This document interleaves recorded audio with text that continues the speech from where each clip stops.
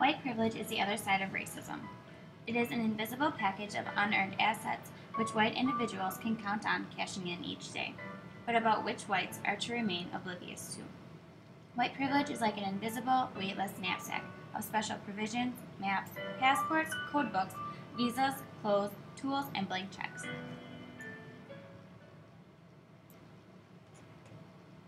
Because if you know the history of the whole concept of whiteness, if you know the history of the whole concept of the white race, where it came from and for what reason, you know that it was a trick, and it's worked brilliantly. See, prior to the mid to late 1600s in the colonies of what would become the United States, there was no such thing as the white race. Those of us of European descent did not refer to ourselves by that term really ever before then. Whiteness was created when indentured servitude of Africans was on the rise in Europe. In order to keep white and black servants from rebelling against the elite class, white European servants were given certain privileges that black African servants were not, such as the right to vote and the right to own land. This trend continued centuries later during the Civil War, when poor whites were persuaded by elite Southerners to fight in the war because their skin color was more important than obtaining a job in the newly freed market. This mentality continues today. To this day, white denial still exists.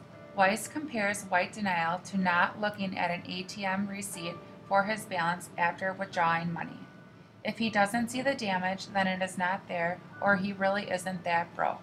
He blames the way that history is taught in the United States to the continuation of whites being able to keep burying their heads in the sand.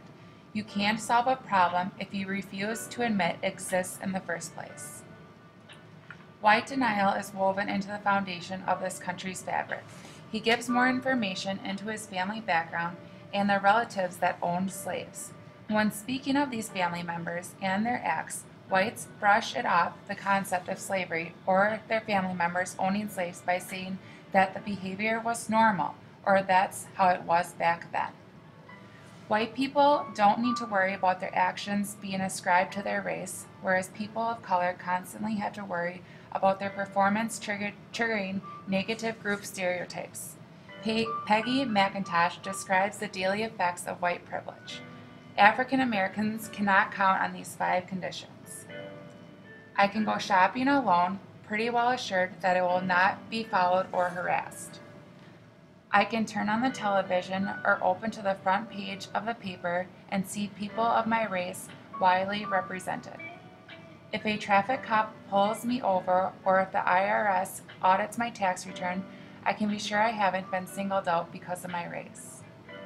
I can easily buy posters, postcards, picture books, greeting cards, dolls, toys, and children's magazines featuring people of my race. I can be late to a meeting without having the lateness reflect on my race. According to the National Center for Education Statistics, roughly 83% of public school teachers in America are white. This benefits the white students in multiple ways. First of all, white students are constantly reflected in the school with the teachers and in the curriculum.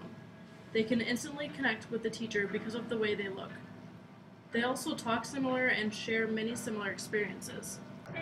They ultimately have a better understanding of each other. Not only that, but the curriculum reflects white students as well. It's not too often in curriculum where you hear about a person of color doing something significant, unless, for example, it's Black History Month.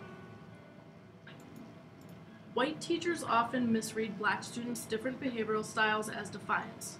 This isn't always the case. Those students may be confused as to why they're getting into trouble for things that are completely normal and acceptable in their culture. With the vast majority of teachers being white individuals, white students typically don't have to worry about their actions or statements being misread and have more of an incentive to do a good job in the classroom. Simply stated, privilege affects both those who have it and those who do not. Those who have this privilege comprise a racial group that is confident, comfortable, and that can be oblivious. Those who do not have this privilege are likely to be made unconfident, uncomfortable, and alienated. Whiteness does not protect these individuals from the hostility, distress, and violence present in our world. For those who have white privilege, there is no need to worry about their actions being ascribed to their race. For individuals who do not have white privilege, there is constant worry about their performance, triggering negative group stereotypes. and there are constant assumptions being made about their identities as a whole, based solely on skin color. White privilege creates an uneven playing field. It leaves non-white individuals with experiences that will never compensate for the advantages that white individuals receive. Privilege shapes the way in which we view the world and the way in which the world views us. White skin privilege is not something that white people necessarily do, create, or enjoy on purpose. Unlike the more overt individual and institutional manifestations on racism, white skin privilege is a transparent preference for whiteness that saturates our society. White skin privilege serves several functions. First, it provides white people with perks that they do not earn and that people of color do not enjoy. Second, it creates real advantages for them. White people are immune to a lot of challenges. Finally, white privilege shapes the world in which we live, the way that we navigate and interact with one another and with the world. According to Weiss, February is recognized each year as Black History Month. While there is no White History Month, his point is that white privilege is so ingrained and normalized that it's basically White History Month every other month of the year. According to Tim Wise, the vast majority of Americans have never been put into a position where they have had to think actively about race or racism. We are oblivious to the experiences that people of color have, and when they are brought up to our attention, we are surprised or caught off guard. And we have a hard time talking about these things because we don't get our practice having these conversations. Take Tim Wise's example. It's like having a book club where people of color and white folks have all been asked to read the same book. And in this case, it's the book of their collective life. People of color have read 400 pages, white folks have read the preface, and then we're supposed to come together and have a conversation. It's not easy.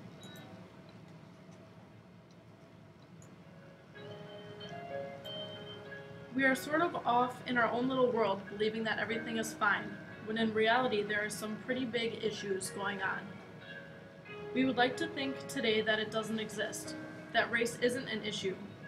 We would like to believe that we all have equal opportunity, but this isn't true. Race is a problem, and it does exist. Take this for example. If whites knew that there was a pill that they could take that when taken would cause those they don't know already to perceive them as black, would they take it? To their friends, family, and all who knew them, they would still appear as they were. But to persons newly encountered, like police officers, bank officials, potential employers, or one's teachers in the coming year, one would appear black. Would they take that pill, perhaps before their next job interview? Would they take that pill next time they went to get a mortgage or business startup loan?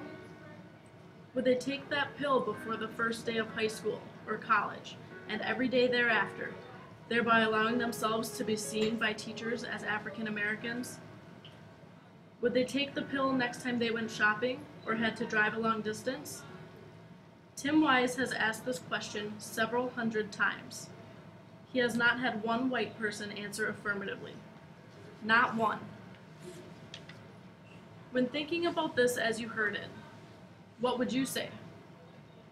Would you take this pill? If this problem didn't exist, why did you say no? We are advocating for the recognition of white privilege and support actions taken against it. Recognizing white privilege is the first and probably most important step. Be critical, be aware, be confrontational, read writings of authors of color, and ask yourself what you are seeing from their point of view. How does the world cater to white individuals in business, media, and education?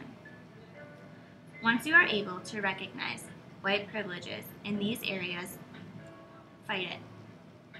Be angry. Allow yourself to make space for marginalized voices. Step aside so that these voices may be heard. Recognizing white privilege in your own life is an unlearning process, whereby the most knowledge is gained through critically observing and listening to the world that surrounds you. Institutionalized white privilege is a perpetuator of racism. You don't have to actively be a racist to benefit from white privilege.